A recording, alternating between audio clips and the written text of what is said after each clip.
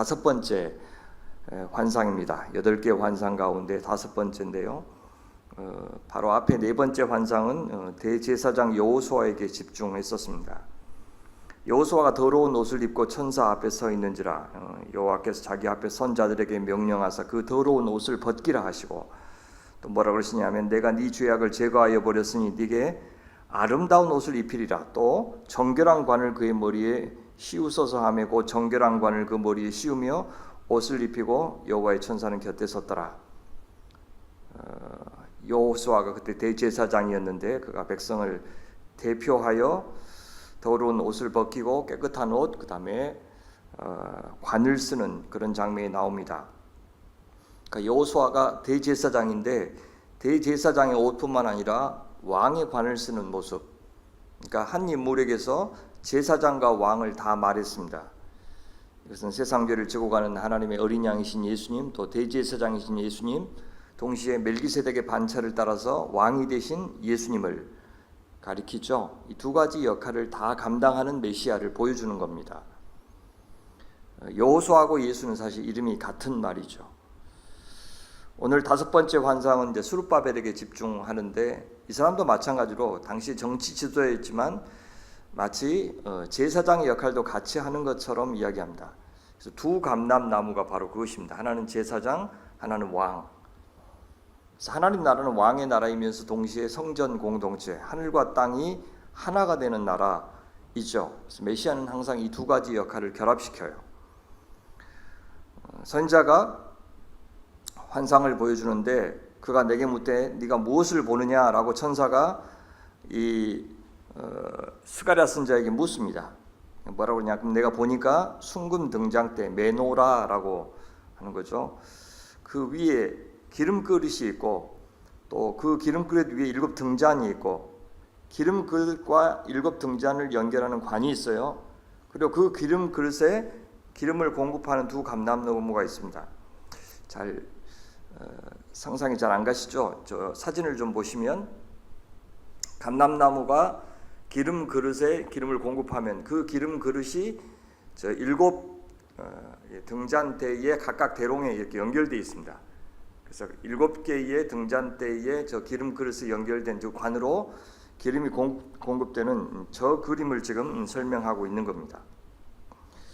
두 감람나무가 누구인지는 14절부터 말씀하셔요.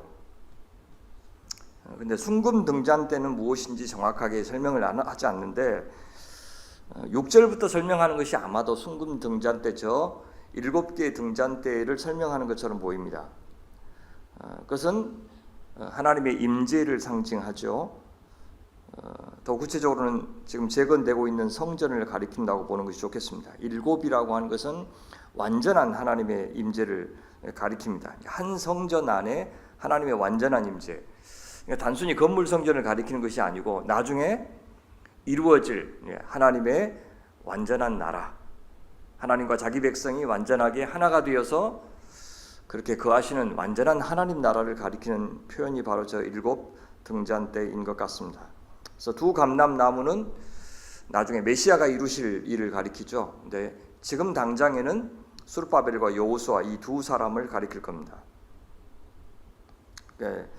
순금 등잔대 이 환상은 기름이 공급되어서 등잔대가 유지되듯이 이 두 사람을 통해서 성전이 완성될 것을 보여주는 것입니다.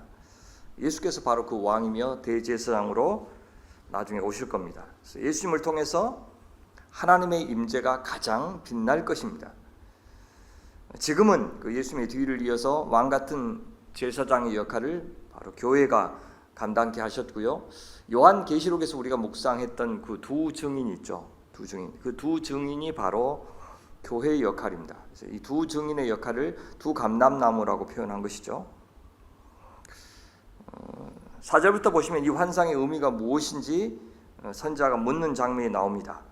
근데 곧바로 등잔대에 대한 설명이 나올 것 같은데 나오지 않고 대신에 스룹바벨을 통해서 하나님께서 지금 짓고 계시는 이 성전을 하나님 완공하시겠다라고 하는 하나님의 의지를 말씀하셔요. 저는 이것이 순금 등대가 무엇인지를 우회적으로 대답하신 것이라고 저는 생각을 합니다. 천사가 이렇게 대답해요. 우리에게 아주 낯익은 유명한 구절이죠. 만군의 여호와께서 말씀하시되 이는 힘으로 되지 아니하며 능으로 되지 아니하고 오직 나의 신 혹은 나의 영으로 되느니라. 그렇게 이야기해요. 무슨 일을 하나님의 영이 하시겠다는 뜻입니까? 1차적으로는 성전 건축이죠. 성전을 지금 재건하고 있는 일을 하나님의 영이 감당하시겠다 그럽니다. 온 세상을 비추는 빛의 사명을 감당할 성전 공동체에 만든 일 성령께서 하시겠다. 이는 힘으로 되지 않는다. 능으로 되지 않는다. 무엇이요? 하나님의 완전한 임재, 하나님의 완전한 통치. 사람이 이룰 수 없다. 그렇죠? 하나님 나라를 어떻게 사람이 이룹니까? 그래서 우리가 하나님 나라를 이루게 해주십시오라고 하는 기도는 사실 우리가 참여하기는 하지만 우리가 할 수 있는 일이 아닙니다. 우리의 선교가 중요한 게 아니라 그래서 하나님의 선교가 중요한 거죠. 하나님이 당신의 전략대로 선교하시도록 내어 맡기는 것이 중요한 이유가 바로 당신의 나라는 당신께서 이루십니다. 그래서 이것은 하나님 나라의 완성 혹은 새 창조 그렇게 이야기할 수가 있죠. 이것이 성령의 역사로 이루어진다는 뜻입니다. 첫 번째 성막 혹은 첫 번째 예루살렘 성전을 짓는 것도 성령의 역사였다고 성경은 말하죠. 세상을 처음 창조하신 것, 하나님 나라의 첫 창조도 성령의 역사였다고 이야기합니다. 그 창조를 완성하시는 일도, 새 성전, 새 하나님 나라를 완성하는 그 일도 성령의 역사가 될 것이다 라고 이야기합니다. 그것이 이제 메시아의 역할이라는 말이 성령의 역할이라는 말로 다시 표현할 수 있는 겁니다. 이게 성령의 기름이죠. 그래서 메시아가 보혜사 성령을 보내시니까 바로 메시아를 통해서 성령께서 역사하신다, 그렇게 말할 수가 있는 거죠. 성전 재건이 시작되었는데 그 땅에 이미 거주하고 있는 사람들이 혹은 바로 위에 있는 그 사마리아 사람들이 성전 재건을 반대했습니다. 왜냐하면 성전이 재건되면 그 성전을 중심으로 남쪽 유다가 강력해질 것이고 그러면 자기들에게 위협적인 세력이 될 것이니까 반대했어요. 정말 힘들었던 건 뭐냐면 내부에 있는 사람들의 반발이죠. 페르시아에서부터 돌아왔는데, 바벨론 포로에서 돌아왔는데 성전을 재건할 때는 잘 시작했지만 참 초라하고 별 볼 일 없는 모습을 보면서 실망했던 거죠. 그 사람들도 내부적으로 반대했습니다. 그래서 하나님께서는 학개와 스가랴 선지자를 통해서 다시 동료해서 그 일을 이루게 했습니다. 과거에도 하나님의 사람들을 통해서 그 성전을 세우셨던 하나님의 영이 여전히 너희들 가운데 계시니 그 영으로 말미암아 스룹바벨에게 맡긴 이 임무 성공적으로 감당될 것이다. 그렇게 말씀해 주시는 말씀입니다. 이 성전 재건 과업은 사실 이사야서 40장 4절이나 42장 15절 16절에서 선포되었던 새 출애굽을 위한 여호와 하나님의 길을 예비하는 그 사역, 여러분 우리 잘 아시죠? 그래서 대로를 평탄케 하라 하신 사역이 있죠. 그 세례 요한의 사역. 그래서 세례 요한의 사역은 세례를 베풀어서 죄 용서를 해서 회개케 하여서 메시아가 오실 마음의 길을 예비하는 역할이 세례 요한의 역할이죠. 정말 이 성전이 앞으로 그 일을 감당하게 될 것이다, 그렇게 이야기해요. 그래서 큰 산으로 상징되는 어떤 장애물도 스룹바벨 앞에서 평지가 될 것이다, 이렇게 이야기하죠. 그 큰 산이라고 하는 것이 1차적으로는 외부 세력이지만 사실 건물이 세워져 봐야 하나님의 백성들의 마음이 준비가 되지 않으면 그들이 큰 산이 되겠죠. 그래서 성전 재건의 핵심은 절대 건물 세우기가 아니라는 것을 보여줍니다. 이 성전을 중심으로 한 정결한 예배 공동체를 세우는 것, 그래야 하나님이 임재하시기 때문입니다. 하나님의 주권이 오롯이 서는 그 공동체 만드는 일, 그거 사람이 할 수 없습니다.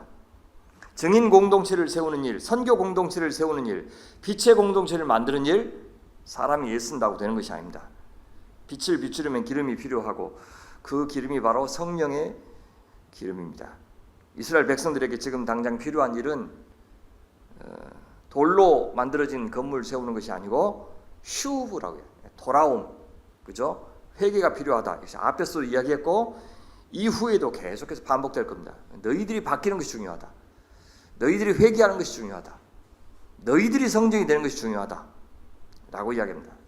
이 엄청난 일 사람의 힘으로 해낼 수 없습니다. 눈에 보이는 저 건물 성전이 하나님이 원하시는 거처의 전부였다면 인간의 힘과 능력으로 어찌해서 완공은 되겠죠. 하지만 하나님은 멋지게 쌓아올린 저 돌집에 거하시는 것이 아니라 온 세상에 빛이 되는 예배 공동체에 거하시는 분인 것을 우리도 기억했으면 좋겠습니다. 지금 그들이 이상적으로 생각해서 흠모에 맞지 않는 솔로몬 성전이 있었어도 그들이 예배 공동체가 되지 못하고 그 안에 우상을 숭배하자 하나님의 영광이 그 성전을 떠났고 그 성전이 거름 무더기가 되었던 것을 우리는 알고 있습니다. 사랑하는 여러분, 지금 이 조국교회가 세상의 조롱거리가 된 것도 과거에 번성한 듯 보였던 한국교회가 사실은 건물교회에 불과했다는 것을 증명하는 겁니다. 그래서 과거엔 잘했고 지금은 못해서 그렇게 된 것이 아니고 과거에 그 소위 부흥이라고 하는 것들이 실제 부흥이 아니었다는 것을 증명한 것에 불과합니다. 그러니 이스라엘의 목표가 절대 저 솔로몬 시대로 돌아가는 것이 되어서는 안 되었듯이 우리의 목표도 80년대, 90년대, 2000년대 그 수적 부흥이 있었던 그 시대로 돌아가는 것이 결코 우리의 목표가 되어서는 안 된다라고 하는 것을 말할 수가 있습니다. 그 대신에 우리는 묻고 또 물어야 됩니다. 무엇을요? 주님, 어떻게 하면 주의 성령께서 이 교회 안에서 성도들 한 사람 한 사람의 심령 속에 역사하시는 교회가 될 수 있겠습니까? 어떻게 하면 예수님이 이 교회의 머리가 되실 수 있겠습니까? 어떻게 하면 이 성령을 통해서 이 예수님을 통해서 우리 하나님의 임재가, 영광스러운 임재가 이 교회 안에 우리 성도들의 가정 안에, 직장 안에, 또 각각의 심령 안에, 또 이 대한민국 안에 임할 수가 있겠습니까? 주님 도와주시옵소서. 성령께서 역사하셔서 성도들 삶에서 어둠을 격파하고 메인돼서 해방되고 악한 영의 역사를 이기며 진리를 따라 살려면 주님, 우리는 어떻게 해야 됩니까? 이렇게 묻는 것이 지금 더 필요하다고 생각합니다. 하나님의 영께서 친히 성전을 세우겠다고 한 약속이 무슨 의미인지를 7절에서 이렇게 말씀하시죠. 큰 산아, 네가 무엇이냐? 네가 수룹바벨 앞에서 평지가 되리라. 3장에서는 여호수아라는 이름이 나왔다면 이번에는 수룹바벨이라고 하는 이름이 나와서 정치 지도자를 언급하죠. 평지가 되리라. 대로를 평탄케 하라. 저 바벨론에서 오는 그 길에 엄청난 광야가 있고 산이 있고 골짜기가 있어서 그것을 깎아서 대로를 만들듯이 그 말입니다. 이번에도 평지가 되리라. 그가 머릿돌을 내려올 때 드디어 성전을 세우려고 머릿돌, 가장 중요한 머릿돌을 놓을 때 놀랍게도 그 머릿돌이 사람들이 버림받은 그 예수님이 머릿돌이 될 것이라고 나중에 이야기하죠. 드디어 이제 건물이 서려고 할 때 그동안 반대했던 사람들이 깜짝 놀라서 어떻게 저게 가능하지? 하면서 은총이 그에게 있을지어다 하리라. 그렇게 이야기해요. 큰 산 같은 존재들 주님께서 처리해 주시겠다고 약속합니다. 무엇에 달려 있습니까? 너희들을 강하게 해서 그것들을 조용히 잠재우겠다 그 말이 아니고 너희들이 나한테 순종하면 그 말이에요. 너희들이 나를 의지하면 너희들의 방해거리 내가 치워주겠다 그렇게 이야기하십니다. 우리를 통해서 치우시는 것도 아니에요. 하나님께서 소수의 그 남은 자들을 통해서 그 짱짱한 자들을 통해서 저 못된 사람들을 이기게 하시는 방법으로 하시는 게 아니에요. 그들 자멸하게 하시고 하나님이 그들 심판하시는 방법으로 거의 대부분은요 악을 통해서 악을 심판하십니다. 소수의 의인들을 통해서 똘똘한 사람들 통해서 악한 세상을 바꾸시는 게 아니에요.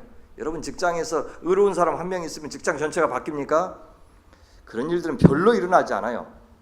그러나 그런 사람이 있을 때 하나님께서 그 공동체를 바꾸시고 그 교회를 바꾸시는 겁니다. 그래서 우리 교회가 끝까지 당장 우리가 보기에 뭔가를 바꾸는 것이 없을지라도 하나님께서 의인 10명을 보시면서 소돔과 고모라를 내가 심판하지 않겠다. 의인 10명이 없어서 멸망했던 그 소돔과 고모라처럼 우리가 의인이 될 때 우리의 존재를 보시면서 하나님께서 당신의 뜻을 이루어 가시는 것입니다.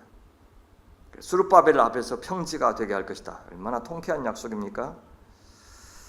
결국 적극적으로 반대하는 사람들뿐만 아니라 공동체 내부에 어쩔 수 없이 성전 재건에 나섰던 사람들마저도 스룹바벨이 성전 머릿돌을 내놓을 때, 성전 준공을 할 때가 되면 은총이 그에게 있을지어다라고 찬양하게 될 것이라고 이야기합니다.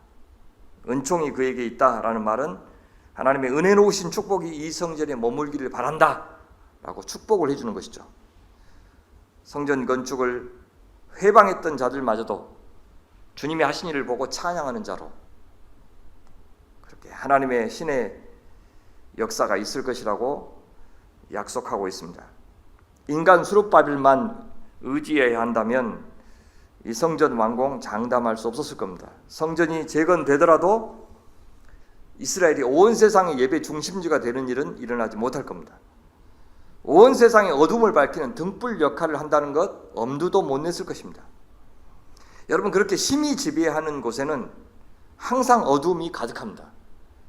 그러니까 내가 혹은 우리 나라가 혹은 우리 교회가 힘을 키워서, 우리 자녀들이 힘을 키워서 그 힘으로 세상에게 영향력을 발휘하려고 하면 그 힘을 의지하려고 했을 때는 항상 어둠을 같이 만들어내요.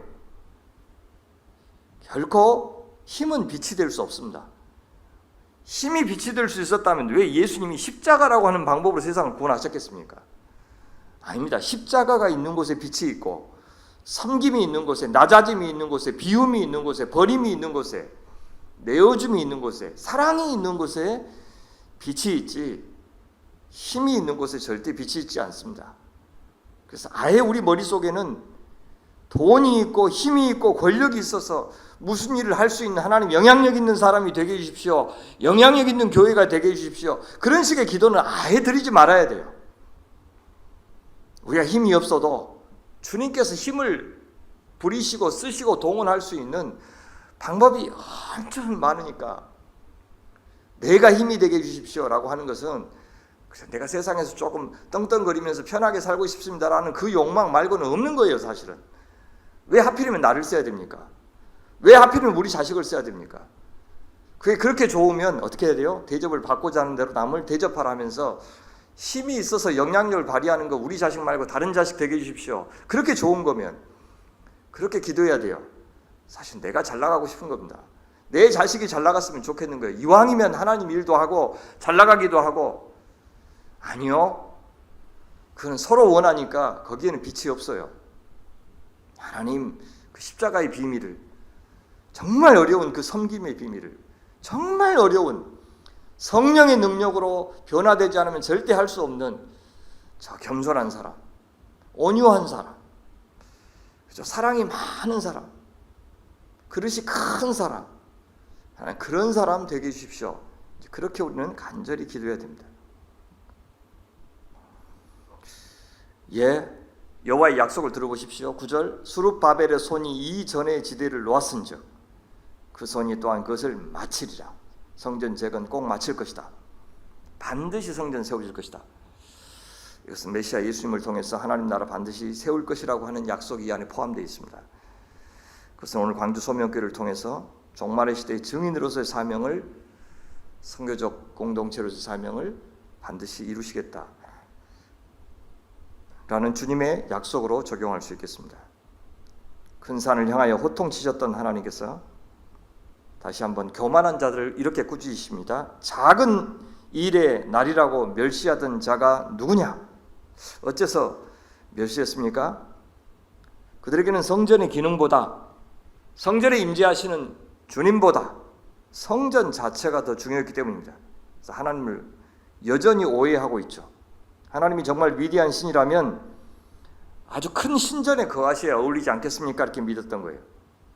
하나님이 위대한 분이시라면 교인 수도 많게 해야 되고 돈도 많게 해야 되고 사회적인 영향력이 큰 사람들도 요 안에 가득해서 그 사람들을 통해서 교회가 하고 싶은 일 다 하셔야 옳지 않겠습니까? 그렇게 말하는 겁니다. 저번 한 주간 선교 한국 대회가 열렸어요. 얼마나 유서 깊은 대회입니까? 그 선교 한국 대회를 통해서 수많은 젊은이들이 선교사로 헌신했습니다.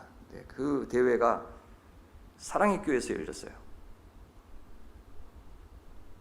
물론 그 대표를 제가 잘 알고 있고 그 모임에 와서 자꾸 기도에 인도해달라고 그렇게 해서 제가 거절하고 같은 이제 모임에서 모임도 하고 그랬는데 사정을 물으니까 요즘 수도권 지역, 서울 지역에 이렇게 공간을 빌려주는 데가 없대요. 학교도 안 빌려주고. 그래서 좌초될 위기에 있는데 이제 사랑의 교회가 손을 내밀어서 공간 다 쓰게 하고 돈도 대주겠다 그러니까 자기들 예스했다 그래요.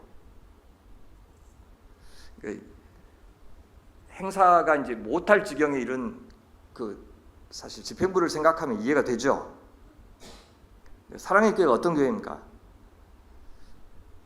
지금 한국 교회를 대표하는 교회예요.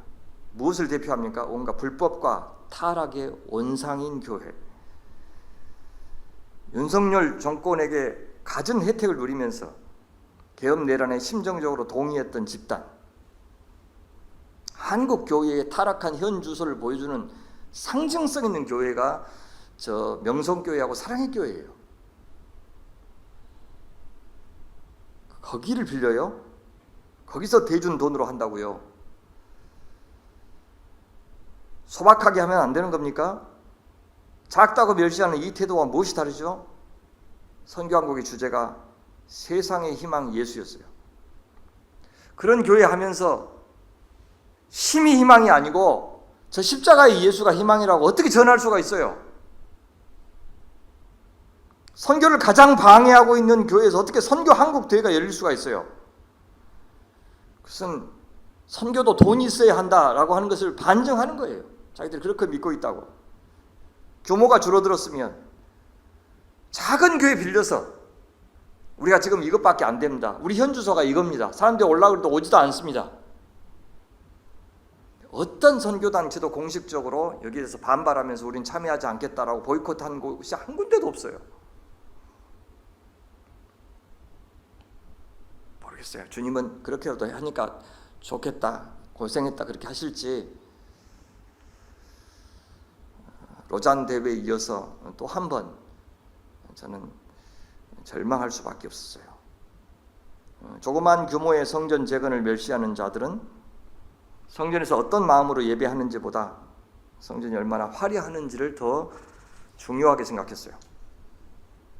성전 재건은 작은 일이고 쓸데없는 낭비고 설령 완공된다 하더라도 별 볼 일 없다고 비난했어요. 그런 자들에게 여호와께서는 대답하십니다. 다림줄이, 성전할 때 이렇게 재는 거 있죠. 다림줄이 수르바벨의 손에 있음을 보고 기뻐하리로다. 반드시 완공시킬 것이라는 말씀을 이렇게 하십니다. 그렇게 하실 하나님을 이렇게 묘사하시죠. 이 7 눈은 온 세상을 살피는 나 주의 눈이다. 눈이 7개 있다는 말이 아니라 완전한 눈이라 그 말입니다. 온 세상을 다 살핀다는 것은 온 세상을 다 통치하시는 그 하나님께서 책임지고 계시니, 그 하나님이 선교의 주체이시니, 이 성전 재건의 주체이시니 반드시 이루어질 것이다 라고 말씀하셔요. 2절에 금 등잔대가 7이었죠. 여호와의 임재의 충만함을 그렇게 나타냈었는데 7 눈으로 다시 그렇게 나타내는 겁니다. 하나님은 예루살렘을 통치하시는 온 땅의 주님으로서 그분의 집이 지어질 이곳으로부터 온 땅을 살피시는 자신의 눈 성령을 보내실 것이라고 말씀합니다. 그것을 앞에서는 깊은 밤의 어둠을 꿰뚫고 모든 것을 보시는 7 등불의 빛으로 표현하신 겁니다. 두 감람나무가 누구인지 14절에서 이야기하죠. 이는 기름 부음 받은 자 둘이니, 두 사람이니 온 세상의 주 앞에 서 있는 자니라. 온 세상을 다스리신 만군의 주님 앞에 서 있는 두 사람. 기름 부음 받은 자, 이건 마시아흐, 메시아라는 단어입니다. 바로 여호수아와 스룹바벨을 가리키죠. 근데 두 사람의 이름이 구체적으로 언급되지 않아요. 당연히 두 사람인데 이름이 언급되지 않고 그냥 둘이라 그래요. 왜요? 이 환상은 단지 스가랴 시대만을 언급하고 있지 않기 때문에 그래요. 이 두 지도자의 정체를 빨리 대답하지 않음으로써, 모호하게 둠으로써 이 두 사람이 사실은 지금 말씀하는 거 이루는 것이 아니라 나중에 메시아가 이룰 것이다 라고 하는 것을 보여주기 위해서 모호하게 이야기한 겁니다. 새 이스라엘 하나님 나라를 가져올 메시아는 여호수아와 스룹바벨의 역할, 대제사장과 왕의 역할을 동시에 수행할 겁니다. 바로 메시아, 그리스도, 예수님에게서 보냄받은 보혜사 성령, 그 성령을 통해서 교회는 온 세상에 빛이 될 겁니다. 교회는 세상을 비추도록 부름받은 그런 사람들입니다. 교회는 인간의 능력이 아니라 성령의 능력으로만 주님의 초소로 지어질 수 있고 빛의 역할을 감당할 수 있습니다. 성령을 의지하여 예수의 몸인 교회로 잘 지어져가는 성도가 되고 싶습니다. 교회가 되고 싶습니다. 라고 이 아침에 기도합시다. 광주 소명교회 교회 공간의 구입, 새로운 꿈을 지금 꾸게 하시는 이때에 주님께서 요한계시록에 의해서 또 스가랴서 말씀을 이렇게 묵상하게 하십니다. 건물과 함께 우리가 어떤 존재로 지어져 가야 될지를 계속해서 강조하시는 거죠. 빛의 사람들이 만들어져야 한다. 성령의 증인들이 되어야 한다. 그것이 훨씬 더 중요하다고 계속 강조하십니다. 돈이 없다고 조롱받을 만한 상황 맞습니다. 그러나 그것은 그것대로 하나님께서 준비하시되 정말 복음으로 짱짱하게 무장된 교회인지를 더 살펴야 될 때입니다. 죽게만 헌신한 종들이 우리 교회에는 얼마나 있는지, 공동체에 헌신하는 종들은 얼마나 되는지 주님께서는 그것을 먼저 묻고 계십니다. 이거 돈이 있느냐 없느냐 그걸 묻는 게 아니라 너희들 내가 그 공간 주면은 그 공간에서 내 사역을 감당할 사람들 여기 있느냐, 그것을 지금 묻고 계시는 겁니다. 주님의 임재가 머무는 금 등잔대가 되자, 그렇게 우리에게 촉구하시는 겁니다. 예수 그리스도로부터 성령으로부터 기름을 공급받아 빛을 비추는 교회가 먼저 되어야 된다라고 말씀하십니다. 수룹바벨의 손이 이 성전의 기초를 놓았은즉 그의 손이 또한 그 일을 마치리라. 우리 공동체를 향한 주님의 약속으로 받고 싶습니다. 이 공간으로 올 때 저희가 여호수아서를 묵상했습니다. 여호수아서의 모든 이 소위 기업의 분배가 다 끝나는 날 이 계약서에 제가 사인을 했습니다. 그때도 이 땅을 차지하는 그 일을 하시면서 이 공동체를 통해서 하나님 나라 이루시겠다고 약속하셨고, 지난 12년 동안 이 공동체, 이 공간에서 주님은 주의 역사를 이루셨는데, 다시 한번 다른 공간을 마련하시는 그날에 스가랴서와 또한 이 여호수아, 스가랴서와 요한계시록을 통해서 다시 한번 또 다른 저희에게 공동체의 비전을 주시는 것, 저는 이제 우연으로 도저히 받을 수가 없습니다. 우리가 먼저 주님께서 주실 날이 언제인지 그거는 주님이 하시도록 하고, 우리는 성령이 거하시는 사람 성전으로 잘 지어져 가는 하나님의 공동체가 되었으면 좋겠습니다. 주께서 몸소 소명교회 공동체를 성전으로, 성령의 집으로, 또 하나님 나라의 증인으로 삼아 주시겠다고 말씀하시니 감사합니다. 저희가 힘이 없다고, 능력이 없다고 스스로 포기하거나 절망하지 않게 하시고, 믿음으로 담대히 나아가는 자들을 구경하거나 조롱하지 않게 도와주시옵소서. 주님이 부르시는 그날까지 저희는 늘 작은 자로서 주 앞에 설 수밖에 없지만 우리의 믿음만은 항상 우람하고 튼실하게 하시며 우리의 마음만은 늘 가난하고 겸비하게 하셔서 주님이 언제든지 얼마든지 쓰실 수 있고 주님이 기쁘게 거쳐 삼으실 만한 주님의 집이 되게 하여 주시옵소서. 교회 부지를 주셔서 감사합니다. 다음 걸음도 오직 주님의 손에만 맡깁니다. 일곱 눈으로 죄를 살피시고 지키시는 주님만 의지하게 하시옵소서. 그날이 언제일지 몰라도 오늘 우리는 중단 없이 빛의 자녀로, 성령의 자녀로, 예비하는 자녀로, 주님을 영화롭게 하는 증인 공동체로 자라게 하여 주시옵소서. 어린이 캠프의 시간들도 하나님께서 축복하시옵소서. 또 연약한 자녀들의 위로가 되어 주시옵소서. 또 젊은이들에게 지혜와 총명과 믿음을 주시옵소서. 하나님 세상에 평화를 주시고 참 소망이 제국의 손에 있지 않고 만군의 주 하나님께 있음을 알게 하여 주시옵소서. 개업한 최성원 집사님에게 힘과 능력이 되어 주시옵소서. 또 15일에 출국하는 강지성 김혜원 집사님 가정의 걸음을 지키시고 복되게 하여 주옵소서. 선교사님들의 모든 언행 심사를 주관하시고 그들을 통해서 주님의 영광 드러내시며 주의 뜻 꼭 이루어 주시옵소서. 우리 구주 예수님의 이름으로 기도하옵나이다. 아멘.